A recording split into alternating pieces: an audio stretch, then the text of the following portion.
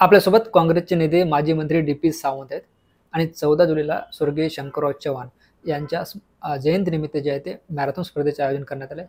Sir काय सांगाल कसं असणार आहे या सगळ्या स्पर्धेचं स्वरूप? कैलासवासी शंकररावजी चव्हाणांची जयंती 14 तारखेला आहे, परवा रविवारी.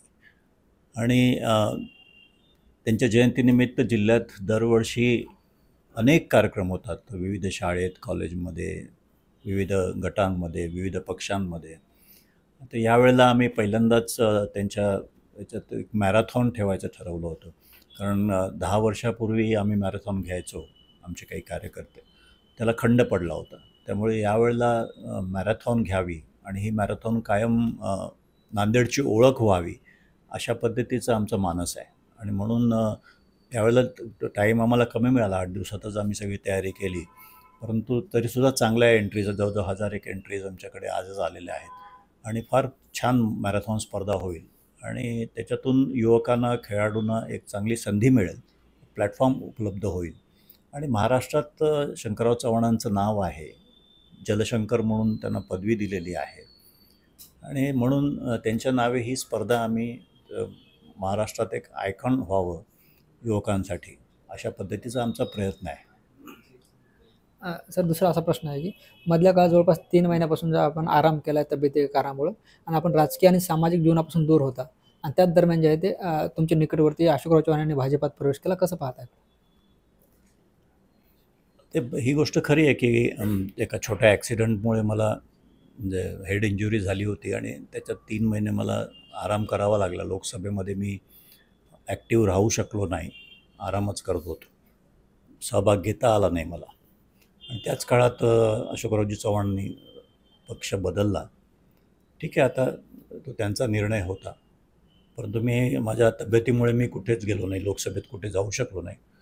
तर मी अजून तरी काँग्रेस सोडलेली नाही आहे. आणि साहेब तर माझे मित्रच आहेत, कॉलेजपासूनचे मित्र आहेत. त्यामुळे मैत्री तर राहीलच, प्रश्नच नाही. पण राजकीयदृष्ट्या मी काही अजून निर्णय घेतलेला नाही आहे. आणि नांदेड उत्तर जो माझा मतदारसंघ होता, तो युतीचाच आमदार तिथे सिटिंग आहे. त्यामुळे युतीमध्ये काही तिकीट बदलायचा विषय येणार नाही आहे. आणि त्यामुळे काय करावं, कशा पद्धतीने राहावं, ह्याबाबत खरोखरच अजून सिरियसली विचार केलेला नाही. कदाचित एका महिन्यात, 1.5 महिन्यामध्ये काय करायचं त्याच्यावर कार्यकर्त्यांशी संवाद साधून काय निर्णय घेता येईल ते मी बघीन. आगामी काळात तुमचे मित्र अशोकराव चव्हाण यांच्यासोबत तुम्ही दिसाल का पक्षात, भाजपात? मी सांगितलं ना, मी अजून काही निर्णय घेतलेला नाही आहे. तो निर्णय एक महिन्याभराच्या घ्यावाच लागेल, राजकीय काय ते निर्णय. कारण मी त्यावेळेला लोकसभेला मी आजारी असल्यामुळे मला कोणी काही बोललं नाही. परंतु आता आता माझी तब्येत ठणठणीत झालेली आहे आणि येणाऱ्या काही दिवसामध्ये तो निर्णय घ्यावा लागेल. सर आपण जर बघितलं 2019 साली आपण काँग्रेसकडून विधानसभा लढवली होती नांदेड उत्तरमधून. तिथे आता शिंदे गटाचे आमदार निवडून आले. तुम्ही म्हणता की युतीत काही आता फार संधी दिसत नाही. मग काँग्रेस बरं वाटतं का? बरं वाटायचा प्रश्न नाही. राजकीयदृष्ट्या जर विचार केला तर मी सांगितलं तुम्हाला असं. आणि म्हणजे विधानसभा लढवायची असेल, कार्यकर्त्यांचा आग्रह असेल की तुम्ही विधानसभा लढवली पाहिजे, तर मग तो विचार करावा लागेल की युतीतून लढवायची का आघाडीतून. त्यावेळेला युतीमध्ये काही स्कोप नाही आहे असं आज दिसतंय प्रायमा फेसी, की आज त्यांचं सिटिंग आमदाराला सहसा देतात ते आणि मुख्यमंत्र्यांच्या जवळचे आहेत ते. त्यामुळे युतीमध्ये काही स्कोप दिसत नाही. आणि अशा वेळेला जर फारच आग्रह झाला लोकांचा किंवा कार्यकर्त्यांचा, तर बघू, विचार करू. त्यासाठी आम्ही एक महिन्याभरात जरूर सगळ्यांशी संवाद साधून मी नक्की याच्यावर विचार करेन. शेवटचा प्रश्न, आपण जर बघितलं तर भाजपातून सूर्यकांत पाटील, 2 दिवसापूर्वी माधव पाटील किनाळकर यांनी जिथे बाहेर पडले, भाजपात कुठेतरी नांदेडमध्ये गळती लागली चित्र पाहायला मिळतं. हो, ही गोष्ट खरी आहे. खरं म्हणजे अशोकराव चव्हाण साहेब जेव्हा भाजपात गेले आणि प्रताप पाटलांना ते होतेच उमेदवार, असं वाटलं होती की 1+1 11 होतील. परंतु 1+1 2ही होऊ शकले नाहीत. कदाचित भाजपमध्ये याबाबतीत नाराजी होती आणि ही काही आमदारांनी बोलूनही दाखवली होती, भाजपच्याच आमदारांनी. आणि काही अशी माहिती आहे की भाजपचेही सर्वे काही निगेटिव्ह होते नांदेडच्या बाबतीत. त्यामुळे तसं झालं असावं कदाचित. भाजपचे काही लोक नाराज होते.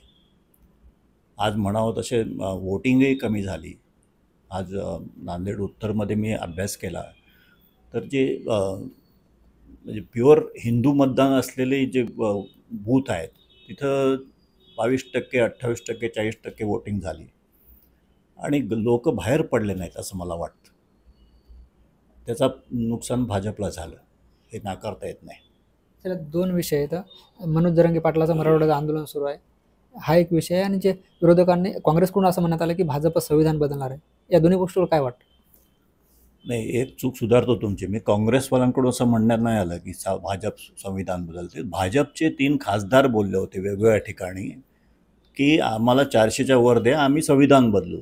आणि त्यांनीच हा विषय काँग्रेसवाल्यांना दिला की आम्ही संविधान बदलू, आम्हाला 400च्या वर द्या. आणि त्यामुळे सगळ्यांनाच वाटलं की खरंच बदलू शकतात म्हणून. तसं नाही बदलू शकत नाहीत हे गोष्ट आहे, परंतु तो एक म्हणजे नॅरेटिव्ह सेट केला गेला हा भाजपकडूनच अवधानाने चुकीने झाला, अनावधानाने झाला असं म्हणावं लागेल आपल्याला की त्यांनीच हे हे हत्यार दिलं अपोजिशनच्या हातात आणि त्यामुळे हे झालं. नक्कीच झाला हा विषय. या इलेक्शनमध्ये लोकसभेमध्ये महाराष्ट्रामध्ये घटना बदलणार जरांगे पाटलांचा म्हणजे जो विषय आहे मराठा आरक्षणाचा तो आणि मुस्लिम फॅक्टर, हे 3 फॅक्टर एकत्र आल्यामुळेच महाराष्ट्रात आघाडीला चांगलं हे मिळालं असं मला वाटतं. सर, तुमची जी वेट अँड वॉचची भूमिका आहे तेच मुळात नांदेडकरांना संभ्रमात टाकणारी आहे. हे सगळं चित्र कधीपर्यंत क्लिअर होईल? संभ्रमात टाकायला काय, मी एकट्याने काही राजकारण नांदेड उत्तरचं होत नाही, परंतु लोकांना अपेक्षा आहे की मी लढावं. मला अनेक लोक आता सांगतायत की 1-2 पेपर बातम्या आल्यामुळे की तुम्ही खरंच काहीतरी स्टँड घ्या. कार्यकर्ते अनेक 40-40 वर्षापासून जे आमच्या बरोबर आहेत, मग ते मुस्लिम असो, दलित असो, OBC असो किंवा मराठा असो, सगळ्या जाती धर्माचे कार्यकर्ते. कारण मी आज शिक्षण क्षेत्रात जवळजवळ 25-30 वर्षापासून काम करतो आणि राजकीय क्षेत्रात गेल्या 15-20 वर्षापासून काम करतो. त्यामुळे आपलं एक असं एक गट आहे किंवा एक मतदार आहे की त्यांची इच्छा आहे की मी परत यावं राजकारणात. त्यांच्याशी जरा आणखीन खोलात जाऊन चर्चा करून काय नेमकं त्यांना अपेक्षित आहे हे बघून मग निर्णय घेईन. महिन्याभरात या जुलै एंडपर्यंत काहीतरी निर्णय घ्यावा लागेल असं वाटतं. धन्यवाद सर. हे होते काँग्रेसचे नेते माजी मंत्री DP सावंत यांनी सांगितलं की एका महिन्याभरात माझा राजकीय निर्णय घेण्यात येईल. त्याचबरोबर जे आहे ते कार्यकर्ते पदाधिकाऱ्यांसोबत चर्चाही मी करणार आहे. ज्ञानेश्वर लोंढे, TVNN मराठी, नांदेड.